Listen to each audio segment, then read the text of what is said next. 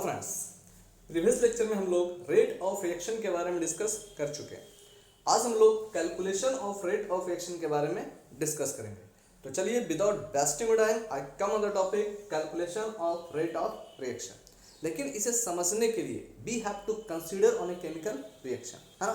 तो चलिए स्टार्ट करते हैं किसी केमिकल रिएक्शन से। ठीक है, लेट कर लेते हैं। यहाँ पर कोई रिएक्टेंट ए है और इस रिएक्टेंट से प्रोडक्ट बी का फॉर्मेशन होता है। ठीक है, यानी we have to consider on a chemical reaction A form क्या करता है, प्रोडक्ट बी। ठीक है, लेट कर लेते हैं initial concentration of A. Initial concentration of reactant A is a gram mole per litre. A gram mole per litre. ठीक है, तो कह रहा है initial concentration of reactant A is a gram mole per litre. ठीक है, initial concentration मतलब क्या आ गया, एट टी इक्वल टू 0। ठीक है, एट टी इक्वल टू 0 कह रहा है initial concentration of reactant A is a gram mole per litre. तो प्रोडक्ट का फॉर्मेशन कितना होगा, 0। ठीक है, प्रोडक्ट का फॉर्मेशन कितना होगा, 0 होगा। ठीक है, बट आफ्टर टाइम टी, लेकिन अब कह रहे हैं यहां पर कि but after time T, after time T x gram mole per litre, x gram mole per litre of reactant A is decomposed in time T. अब कह रहा है टी टाइम में x gram mole per litre decompose होता है। ठीक है, कहा जा रहा है यहाँ पर कि let the initial concentration of reactant A is a gram mole per litre but in time t x gram mole per litre is decomposed in time t, then the initial concentration of reactant becomes. तो इसका जो initial concentration of reactant जो है वो कितना हो जाएगा after time T. ठीक है, तो निश्चित रूप से कितना होगा, a minus x gram mole per litre हो जाएगा। ठीक है, इसका initial concentration a gram mole per litre था और x gram mole per litre decompose होता है इन टाइम t। ठीक है, after time t, then the initial concentration of reactant a becomes कितना हो जाता है, a minus x gram mole per litre. ठीक है, अब सोचिए, अब कर जब यहां से x gram mole per litre decompose हुआ, जब यहां से x gram mole per litre decompose हुआ, इसका मतलब क्या है कि निश्चित रूप से प्रोडक्ट का फॉर्मेशन हुआ होगा। ठीक है, तो इनिशियली प्रोडक्ट का फॉर्मेशन पहले 0 था, लेकिन आफ्टर टाइम टी इसका कंसंट्रेशन कितना हो गया, x gram mole per litre हो गया, x gram mole per litre. ठीक है, यानी इसका मतलब है कि इसका कंसंट्रेशन थोड़ा सा क्या हो गया, चेंज हो गया। इसका कंसंट्रेशन क्या हो गया, चेंज हो गया। और इसी को हम रेट ऑफ रिएक्शन बताए थे, है ना। यानी rate of reaction is equal to the changing in concentration per unit time, that is called the rate of reaction. ठीक है, इसलिए हम कह सकते हैं यहां पर कि rate of reaction of reactant, rate of reaction, है ना, of reactant is equal to क्या होगा, changing in concentration. Changing concentration कितना हो गया, a माइनस x अपॉन क्या हो जाएगा, t2 माइनस t1। यानी t2 कितना है, करेक्ट t2 यानी इसका मतलब आफ्टर टाइम t और t1 कितना है, 0। ठीक है, इतना इज इक्वल टू, अब ध्यान दीजिए, is equal to minus x upon क्या आ रहा है, t, minus x upon t। ठीक है, इसलिए कहा जा रहा है यहां पर कि changing in concentration r is equal to minus x upon t। ये जो रेट ऑफ रिएक्शन निकल रहा है, किसका निकल रहा है, तो हम जानते हैं रिएक्टेंट का निकल रहा है। ठीक है, अब देखिए rate of reaction is equal to product कितना हो जाएगा, चेंजिंग कंसंट्रेशन x। ठीक है, इसे मान लेते हैं C2, इसे मान लेते हैं C1, यहां मान लेते हैं C2, इसे मान लेते हैं C1, तो C2 minus C1 upon T2 minus T1। ठीक है, similarly C2 minus C1 upon क्या होगा, T2 माइनस T1, है ना, इज इक्वल टू क्या होगा, x अपॉन t। यानी इसका मतलब क्या हो रहा है, कि rate of reaction is equal to, rate of reaction दोनों का इक्वल आ रहा है, लेकिन एक नेगेटिव में आ रहा है, एक क्या हो रहा है, पॉजिटिव में आ रहा है। ठीक है, ये नेगेटिव क्या इंडिकेट कर रहा है, ये नेगेटिव इंडिकेट कर रहा है कि the concentration of reactant always decreasing order. ये हमेशा क्या होता है, डिक्रीजिंग ऑर्डर में होता है, जबकि प्रोडक्ट का कंसंट्रेशन जो होता है वो हमेशा क्या होता है, इंक्रीजिंग ऑर्डर में होता है। ठीक है, इंक्रीजिंग ऑर्डर में होता है। इसी कारण हम कह सकते हैं कि rate of reaction is equal to dA upon dt। ठीक है, इज इक्वल टू क्या हो जाएगा, is equal to dV upon dt, dV upon dt, ठीक है। यानी ये दोनों क्या हो रहा है, सब बराबर होगा, ठीक है। केवल डिफरेंस क्या रहा है, ये माइनस में हो रहा है, ये क्या होगा, प्लस में होगा, ठीक है। ये माइनस में होगा जबकि ये क्या होगा, प्लस में होगा, ठीक है। अब ध्यान दीजिए, अब यहाँ पर एक चीज और याद रखना है कि ये जो निगेटिव इंडिकेट कर रहा है, नेगेटिव का मतलब क्या हो गया कि रिएक्टेंट का जो अमाउंट होगा, कंसंट्रेशन होगा, वो हमेशा क्या होगा, डिक्रीजिंग ऑर्डर में होगा। इसका मतलब प्लस का मतलब क्या हो रहा है कि प्रोडक्ट का जो कंसंट्रेशन होगा वो हमेशा क्या होगा, इंक्रीजिंग ऑर्डर में होगा। इसी कारण इसे हम क्या करते हैं, minus d A upon d t, minus d upon d t, है ना, is equal to R, is equal to, इसे कहेंगे rate of disappearance of reactant A, ठीक है। इसे क्या कहेंगे, rate of disappearance, rate of disappearance of, rate of disappearance of reactant A, of reactant A. जबकि यहां पर R is equal to plus dV upon dt is equal to, इसे क्या कहेंगे, rate of appearance, rate of appearance of product B का नाम देंगे, ठीक है, प्रोडक्ट B का नाम देंगे, ठीक है। तो याद रखना यहां पर इसे रेट ऑफ अपीयरेंस डिसअपियरेंस क्यों कर रहे हैं, इसे रेट ऑफ अपीयरेंस क्यों कर रहे हैं, क्योंकि इसमें रेट ऑफ प्रोडक्ट जो है, प्रोडक्ट का कंसंट्रेशन जो है वो हमेशा क्या हो रहा है, इंक्रीजिंग ऑर्डर में हो रहा है। जबकि यहां पर डिसअपियरेंस क्यों कर रहे हैं, क्योंकि रिएक्टेंट का जो कंसंट्रेशन होता है वो हमेशा क्या होता है, डिक्रीजिंग ऑर्डर में होता है, ठीक है। इसी कारण यहां पर माइनस साइन ले जाता है, यहां पर प्लस साइन ले जाता है, ठीक है। इसी कारण से हम डिसअपियरेंस ऑफ रिएक्टेंट कहेंगे, इसी कारण से अपीयरेंस ऑफ प्रोडक्ट बी का नाम देंगे, ठीक है। चलिए अब देखिए, हाँ, अब हम क्या करते हैं, किसी दूसरे रिएक्शन पर कंसीडर करते हैं, ठीक है। अब उससे समझने की कोशिश करते हैं कि आखिर रेट ऑफ रिएक्शन कैलकुलेट कैसे होगा, ठीक है। चलिए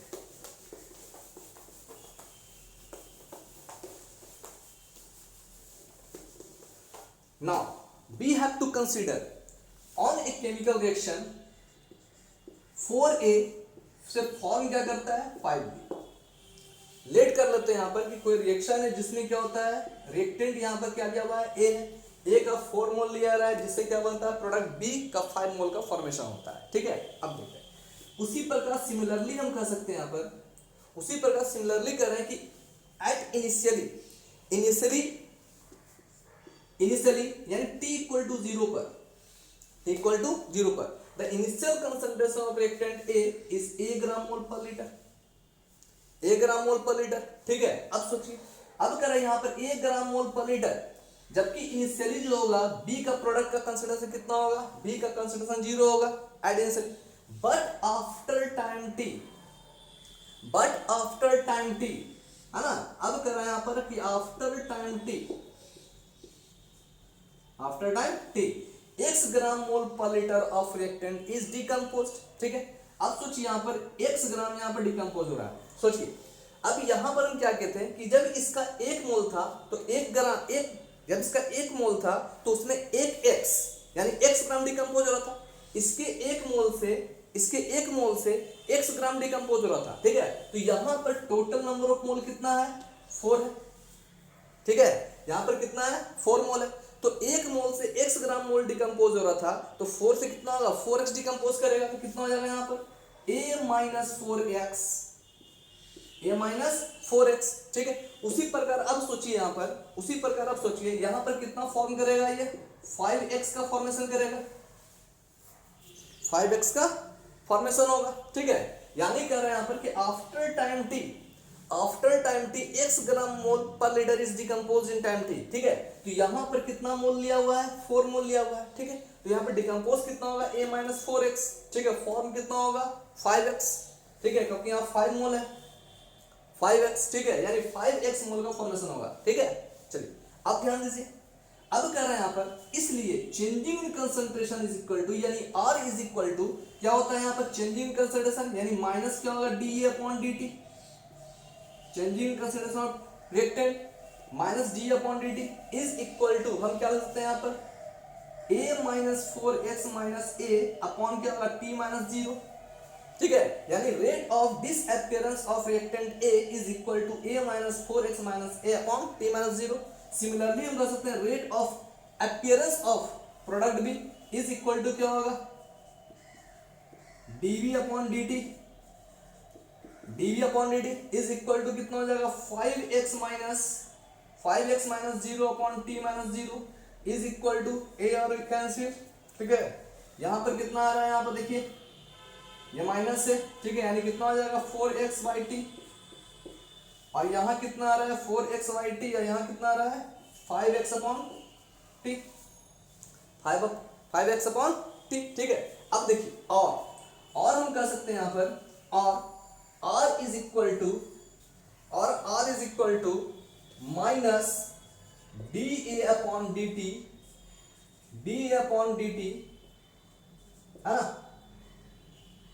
r is equal to minus d upon dt। अब ये जो 4 है इसको हम क्या करते हैं, इसको नीचे ले आते हैं। ठीक है, तो कितना हो जाएगा 1 upon 4 d upon dt is equal to क्या आ जाएगा x अपॉन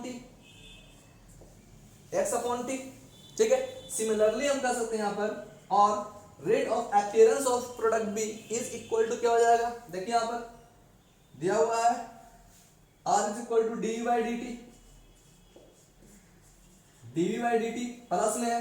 ठीक है, इसको यहां लिख देते हैं। ठीक है, प्लस में है, plus dv by dt is equal to यहां लिखा हो 5x अपॉन t। अब ये जो 5 होगा वो क्या होगा, नीचे की ओर आ जाएगा, तो कितना आ जाएगा देखिए 1 upon 5 dv by dt is equal to क्या आ रहा है x बाई t। इसे सपोज द इक्वेशन फर्स्ट, इसे सपोज द इक्वेशन सेकंड। इसे हम क्या करते हैं, सपोज द इक्वेशन फर्स्ट, इसे क्या करते हैं, सपोज द इक्वेशन सेकंड। ठीक है, एंड देन वी गेट। अब ध्यान दीजिए, from equation 1 and 2 we can say, from equation 1 and 2 we can say ये क्या होगा, ये दोनों बराबर होगा, ये दोनों बराबर होगा, यानी हम कर सकते हैं इसलिए। ठीक है, r इज इक्वल टू, इसलिए r इज इक्वल टू, ठीक है, r इज इक्वल टू कितना हो जाएगा यहां पर माइनस d अपॉन dt। इसलिए हम कर सकते हैं यहां पर कि r इज इक्वल टू यानी रेट ऑफ, इसलिए कह रहा है rate of disappearance, rate of disappearance of reactant A is equal to the rate of appearance of product B, or we can say minus 1 upon 4 dA upon dt is equal to plus 1 upon 5 dy dt, है ना, dy dt। यानी इस तरह से हम क्या करते हैं, रेट ऑफ रिएक्शन का कैलकुलेशन कर सकते हैं। ठीक है, अब चलिए इसको ट्रिकी थोड़ा सा समझ लेते हैं। ठीक है, जिससे आपको क्या करना होगा, इतना कैलकुलेशन नहीं करना होगा। ठीक है, we have to consider on another chemical reaction. ठीक है, as an example, if N2 react with 3s2, form क्या करता है, NS3 का फॉर्मेशन करता है, NS3 का फॉर्मेशन करता है। हम जानते हैं ये दोनों क्या रिएक्टेंट है, जबकि ये क्या प्रोडक्ट है। ये हमेशा क्या होगा, इसका कंसंट्रेशन डिक्रीजिंग ऑर्डर में होगा, इसका कंसंट्रेशन क्या होगा, हमेशा ऑलवेज इंक्रीजिंग ऑर्डर में होगा। ठीक है, ये क्या कहलाएगा, rate of disappearance of reactant N2 और S2। ठीक है, जबकि ये क्या होगा, rate of appearance of product NS3। ठीक है, इट कैन बी रिटन। अब ध्यान दीजिए, इसमें क्या कर रहा है, ध्यान दीजिए, ये जितना भी कोफिशिएंट था, ठीक है, यानी रिएक्टेंट का जितना भी कोफिशिएंट था वो क्या हो रहा है, नीचे डिनोमिनेटर में आ रहा है। ठीक है, तो यहां देखिए इसमें कोफिशिएंट क्या है, 1 है, यानी इसमें कुछ नहीं करना है, माइनस डी N2 अपॉन क्या आ जाएगा dt is equal to minus 1/3 dS2 upon dt। ठीक है, इज इक्वल टू, अब देखिए यहां पर ये डिसअपीयरेंस है, मतलब क्या होगा, हमेशा डिक्रीजिंग ऑर्डर में होगा, क्योंकि रिएक्टेंट है इसलिए माइनस साइन दे रहे हैं, जबकि ये क्या है, प्रोडक्ट है, प्लस साइन का यूज होगा, है ना। तो rate of appearance of product NS3, तो देखिए यहां क्या होगा, 1/2, कोफिशिएंट 2 है, यहां पर क्या होगा, नीचे की ओर आएगा डिनोमिनेटर में 1/2, प्लस में होगा NS3 अपॉन क्या होगा dt, है ना। देखिए यहाँ पर सिंपली हम इसको कैलकुलेट कर सकते हैं। ठीक है, यानी ये r इज इक्वल टू कितना आ जाएगा, ये तो आपका होगा। ठीक है, यानी r is equal to minus dN2 upon dt is equal to minus 1/3 ds2 by dt is equal to plus 1/2 dNS3 by dt। ठीक है ना। चलिए एक एग्जांपल और ले लेते हैं।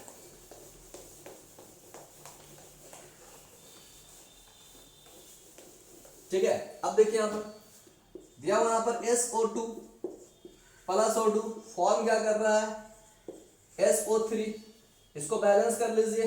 ठीक है, SO2 SO3, ठीक है, 2SO2 प्लस O2 फॉर्म क्या कर रहा है 2SO3, है ना। चलिए अब इसके लिए rate of reaction is equal to क्या होगा माइनस, ठीक है, क्योंकि रिएक्टेंट है, डिसअपीयरेंस ऑफ रिएक्टेंट, ठीक है, तो माइनस ये आपका कोएफिशिएंट कितना दिया हुआ है 2, जो कहां आ जाएगा डिनोमिनेटर में 1/2, ठीक है, DSO2 अपॉन क्या होगा dt is equal to minus इसका कोएफिशिएंट तो 1 ही है, हाँ, क्या हो जाएगा DO2 y dt is equal to plus 1/2, क्योंकि इसका कोएफिशिएंट 2 है और ये प्रोडक्ट है, प्लस साइन का यूज करेंगे तो प्लस क्या हो जाएगा 1/2 DSO3 SO3 बाय dt, ठीक है। यानी इस तरह से हम रेट ऑफ रिएक्शन का कैलकुलेशन कर सकते हैं, ठीक है, रेट ऑफ रिएक्शन का कैलकुलेशन करेंगे। अब नेक्स्ट लेक्चर में हम लोग इससे रिलेटेड न्यूमेरिकल प्रॉब्लम को थोड़ा सा सॉल्व कर लेंगे, ठीक है। तब तक के लिए बने रहिए इजी केमिस्ट्री के साथ, तब तक के लिए सेफ रहें, थैंक यू।